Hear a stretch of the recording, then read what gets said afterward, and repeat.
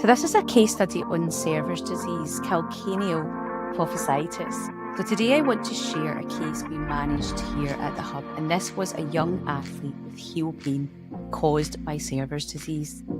And this condition is most common cause of heel pain in children and adolescents, especially those who are active in running and jumping sports. The patient was an 11-year-old boy who played football 3 times per week. He developed pain in the back of his heels, especially during and after training. His parents noticed he was limping and reluctant to run. Our clinical assessment: there was tenderness at the heel, pain and squeezing the calcaneus, and tightness in the calf and Achilles complex. Diagnostic ultrasound was used. Now, one of the challenges in younger patients is distinguishing between different causes of heel pain. And while clinical assessment is important, medical diagnostic ultrasound gives us clarity. It allows us to visualise the calcaneal growth plates. We can see swelling, fragmentation and increased vascularity.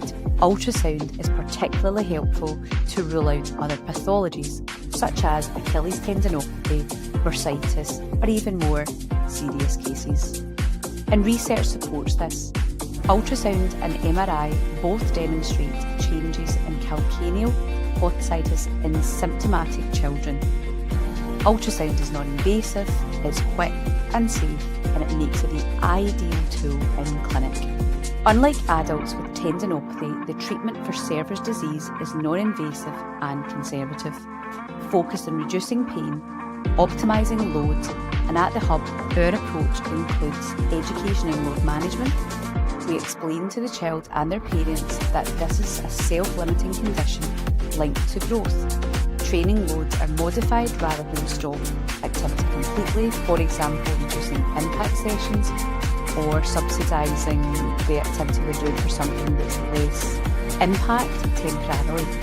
Rehabilitation usually includes some form of stretching of the calf and hamstrings to reduce tension on the Achilles insertion, strengthening of the foot and lower limb muscles to improve load distribution, progressive return to sport as pain allows. Now, orthotics and footwear can play a big, massive thing here. So supportive trainers and cushioned heels are usually recommended. Heel rises or shock-absorbing insoles can reduce pressure on the growth plate, and this is something that we would provide in clinic. Pain management advice is given, so things like ice, activity modification, and manual therapy as appropriate. Shockwave therapy is not used in this age group, as evidence does not support it for open growth plates, so far too young for using shockwave therapy. So outcomes: so within 6 to 8 weeks of tailored rehab and load management, our patient's symptoms massively reduced, significantly reduced. By 3 months, he was back to full football training without heel pain. Importantly, his family understood the condition and how to manage flare-ups if they returned. This case highlights how diagnostic ultrasound helps confirm the diagnosis and rule out more serious conditions, giving both the clinician and the family confidence.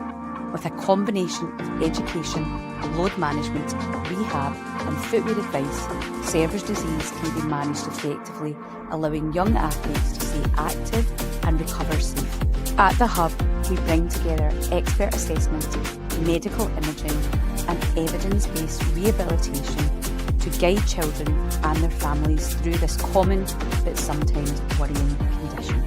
Don't suffer with pain. Reach out to us here at the Hub on 141 363